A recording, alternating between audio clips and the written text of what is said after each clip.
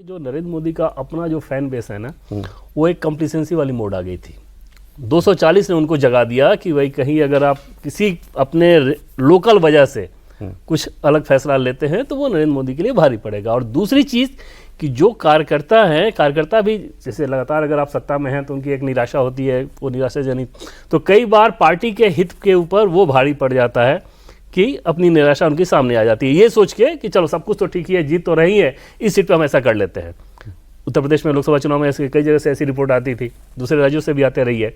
तो 240 के झटके ने उस चीज को करेक्ट कर दिया। अन्यथा बीजेपी की वर्कर और वोटर दोनों को जगा दिया। अच्छा। अन्यथा आप देखें तो बीजेपी की मशीनरी जिस प्रकार से अभी काम कर रही है, लोकसभा चुनाव ऐसा नहीं है कि कुछ ज्यादा झोंक रही है अपने आप को, या तो जैसे मैंने कहा कि नहीं, कार्यकर्ताओं के अंदर कंप्लीसेंसी खत्म हो गई तो वो पूरी ताकत लगाएंगे, वो भारत माता की जय, वंदे मातरम, वो वाला जो विचारधारा के हिसाब से जो आपको काम करने का तरीका होता है, वो आपके अपने इश्यूज किनारे हो जाते हैं। अपने वर्क मैनुअल में कोई बदलाव नहीं, वर्क मैनुअल में ऐसा नहीं है कोई नई चीज कर दी गई हो, कुछ नयापन लेके आ गया हो, उस तरह की चीज उसकी फ्रीक्वेंसी बढ़ा, बस इंटेंसिटी बहुत ज्यादा बढ़ा। अच्छा, काम करने का तरीका सर, अब एक चीज जैसे देखें बिहार के एग्जाम्पल से उठा के कि एक नेता को लगाया गया था बिहार के एक ज़िले में, वहाँ से उनके टॉयलेट में कुछ दिक्कत लगा कि छिपकली ली आ रही, इस तरह की कुछ चीज़ें हुई।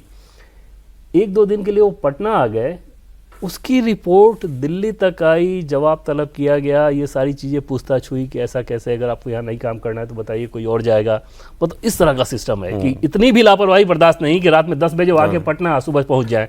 और दूसरी तरफ आप देख रहे हैं कि क्या स्थिति रह रही है। इसके अलावा एक चीज़ और, ये इस पर भी किसी ने लिखा, कांग्रेस के जो बड़े नेता यहाँ से जैसे पटना ही गए तो बीजेपी वाले जाते हैं तो पहले जाकर के अपना पहले दफ्तर जाएंगे, और कांग्रेस वाला नेता पहले होटल जाएगा और देखा कि मेरा कमरा ठीक है कि नहीं है। होटल में बीच में दीपावली पड़ी थी ना बिहार इलेक्शन के बीच में, तो दीपावली के लिए हम लोग जैसे कोई भी कॉर्पोरेट का व्यक्ति छुट्टी लेता है ना 2 दिन का, बीजेपी के जिन नेताओं को वहां जिम्मेदारी दी गई थी दीपावली में कि उनको जाना था, तो बाकायदा इन्फॉर्म करके कि इस समय जा रहे हैं और इस दिन आ जाएंगे, बस 2 दिन की छुट्टी। तो इस तरह से अगर आप मेहनत करते हो तो सर, अब मैं 2 राज्यों की बात, आप कुछ कह रहे थे, आप बोलिए। नहीं, हम कह रहे हैं कि जो चेंज आया है माइक्रो और मैक्रो, इसके सामंजस्य का चेंज आया है।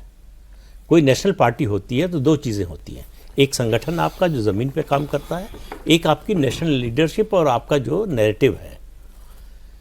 24 में बीजेपी को ये लगा कि संगठन थोड़ा सुस्त भी रहेगा तो कोई हर्ज नहीं, मोदी जी का नाम है, उनकी लोकप्रियता है, नैरेटिव है हमारे पास, गाड़ी निकल जाएगी आराम से।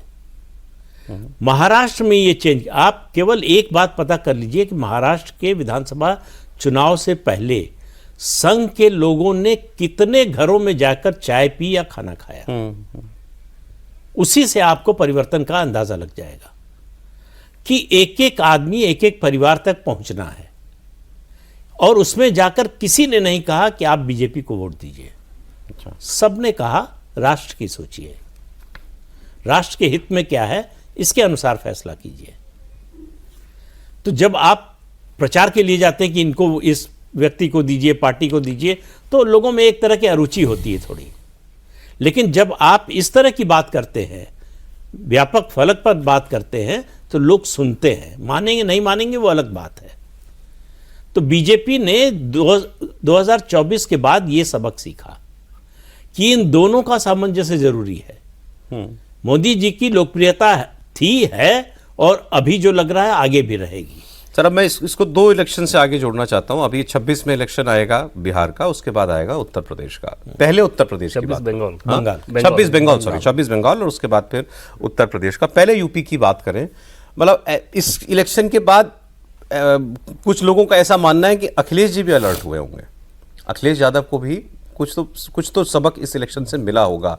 और कल आप नहीं थे, हम लोग बात कर रहे थे कि योगेंद्र यादव जी ने एक आर्टिकल में लिखा कि जिन भाजपा समर्थकों को ये लगता है कि बिहार का इन नतीजों का यूपी या बंगाल से कोई कोरिलेशन है या ये ऐसी हवा उधर भी बहेगी, तो वो मुगालते में है, वो बिल्कुल ही अलग चुनाव है। आपका क्या मानना है? पहले योगेंद्र यादव मुगालते में, अच्छा, एक ही को आपने शायद चर्चा भी की होगी, उस पर खबर भी छपी है।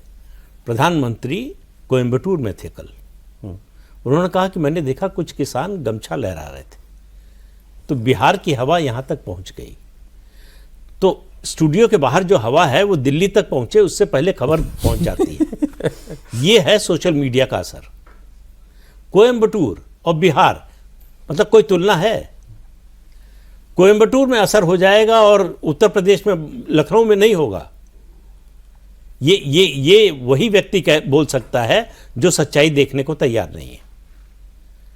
तो या देख रहा है और बताने को तैयार नहीं है, और वो बार बार खुद अपने को ही कंट्राडिक्ट करते हैं, साबित करते हैं कि मैं ये देख रहा था कि हो रहा है, लेकिन मैं ये बोला नहीं, मैं फलाने के लिए पिच तैयार कर रहा था। जब आंदोलन कर रहे थे तो कह रहे मैं फला के लिए राजनीतिक पिच तैयार करता था।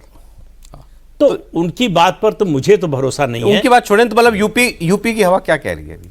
यूपी की हवा कह रही, अभी तक जो स्थिति है उसमें कोई शक नहीं लग रहा है कि बीजेपी की लगातार तीसरी बार सरकार बनेगी। अच्छा।